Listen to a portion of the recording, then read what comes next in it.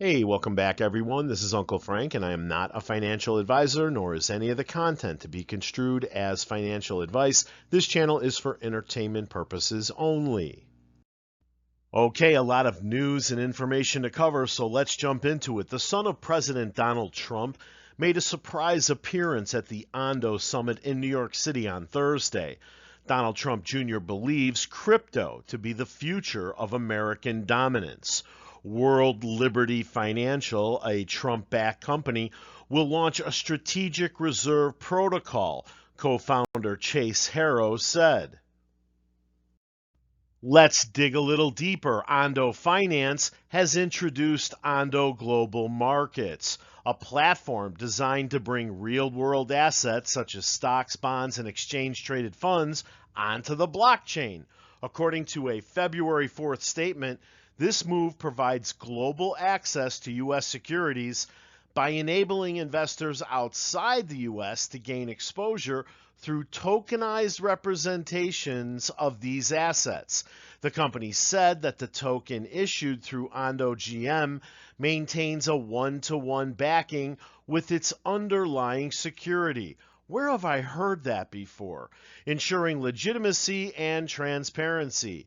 It noted that these tokens function similarly to stablecoins, facilitating seamless transfers across blockchain networks beyond U.S. borders.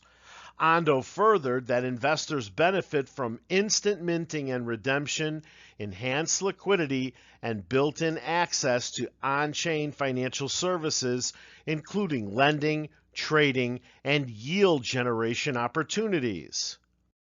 Then this broke after the conference. A new blockchain for tokenizing real-world assets, or RWAs, was announced on Thursday with the backing of Wall Street giants.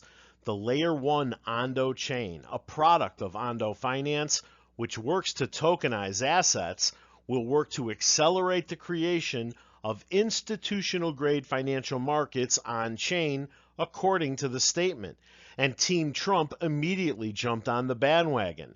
Data from Arkham Intelligence showed that a wallet linked to the President Trump-backed World Liberty Financial project scooped up $470,000 worth of the project's native Ondo tokens. I hope you guys see why I cover these conferences in crypto and tech. I put them on the calendar, especially quantum. You never know what they're going to release at these events, and being properly positioned beforehand may prove to be profitable. Here's some breaking news for you. CBOE submits 4 spot XRP ETF applications.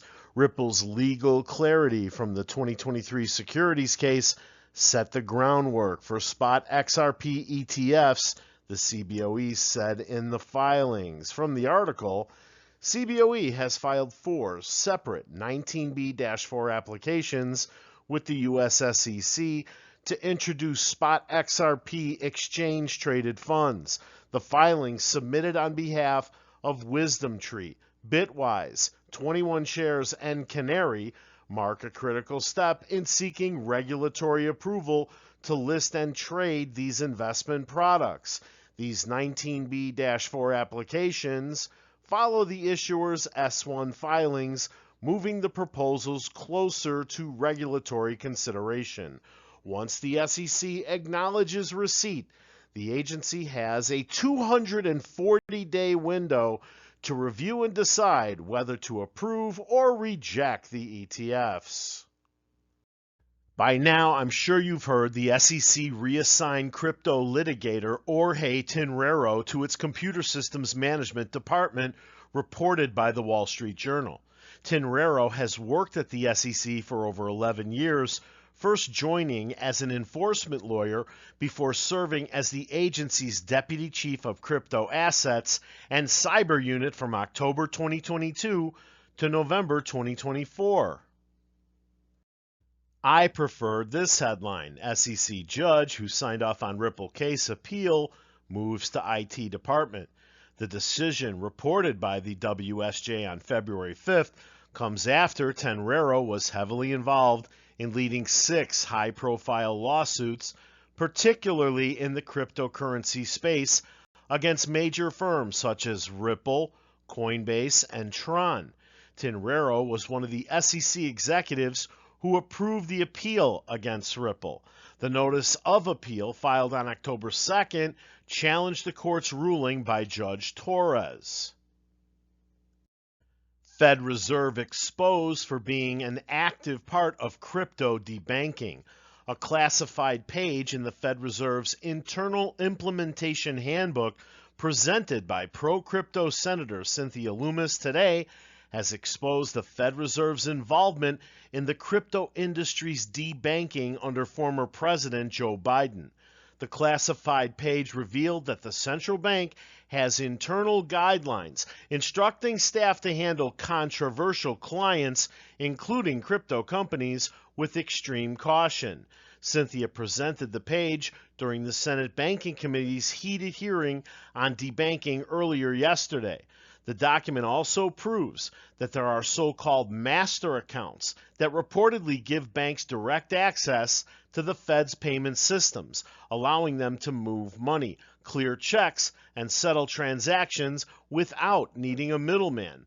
For banks serving the crypto industry, these accounts are essential to operating on a national scale. But many, including crypto-friendly Custodia Bank, have been denied access without any explanation. The Fed still insists there's no bias, though. But there's more. FDIC slammed for pressuring banks to cut off crypto access. The Federal Deposit Insurance Corporation had its own role in this debanking mess. Newly released records show that the FDIC issued 24 pause letters to banks, ordering them to stop or limit services for crypto companies. As was reported by Cryptopolitan yesterday, these letters cited vague safety and soundness concerns, but provided little concrete guidance. Caitlin Long, CEO of Custodia Bank, confirmed that banks were under intense pressure. Quote, the FDIC did pressure some banks not to take U.S. dollar deposits from crypto companies, she said during the hearing. In one outrageous case, a bank was forced to reimburse its customers for losses tied to Bitcoin's price drops. The bank's program wasn't even set up to handle such risks, but the FDIC pushed them into covering the losses anyway. This left many in the crypto community shaking their heads. Why was a bank being held responsible for crypto price fluctuations when that wasn't part of the deal? Scott Bessent, the pro-crypto Treasury Secretary recently appointed to the FDIC's board, is now caught in the middle of the fallout. Although it's unclear what role he played in the document release, the timing is suspicious. This release follows recommendations from the FDIC's Office of Inspector General, which suggested stricter oversight of banks working with crypto. President Trump campaigned on promises to dismantle what's being called Operation Choke Point 2.0. Speaking of banks holding crypto, in the latest U.S. Bank SEC filing, U.S. Bank revealed it held $24 million in Bitcoin ETFs. The new report indicates a $10 million increase since its last filing of $14 million. According to ETF.com data, Bitcoin ETFs collectively accumulated $1.1 billion in the 5 trading days ending Tuesday. The largest asset manager in the world is buying the Ethereum dip to custody funds for its ETH-based exchange-traded fund, or ETF. According to BlackRock's data, the firm picked up 100,535 ETH, worth about $276 million at the time of this writing, for its iShares Ether product. BlackRock holds a total of 1.3 million ETH, worth roughly $3.71 billion, and the financial giant's total assets under management were reported to be around $11.5 trillion in October of last year. Where is my XRP ETF? From January 16th, XRP and Solana exchange-traded products, or ETPs, could attract as much as $14 billion in investment within their first year, Banking giant JP Morgan said, suggesting huge demand for them if the federal government approves their debut. Canadian firm seeks approval for world's first spot XRP ETF. Wow, what a slap in the face for the US. I count as many as 6 friggin' potential ETFs in the pipeline for XRP. Canary, Bitwise, Wisdom Tree, BlackRock, Grayscale, 21 shares, and this one makes 7. At this point, I wouldn't care if our first ETF came from Cuba. Can we just get one done already? Before we make Bitcoin the only token in the strategic reserve, maybe we should remember this little factoid.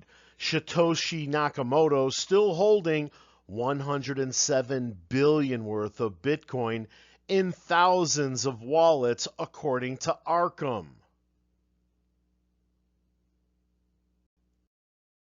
Hey, I want to thank you for watching, and please remember to hit the like button after this slide if you enjoyed the presentation. Subscribe to the channel and set the alert so you're notified when I have new information to share. See you at the bell.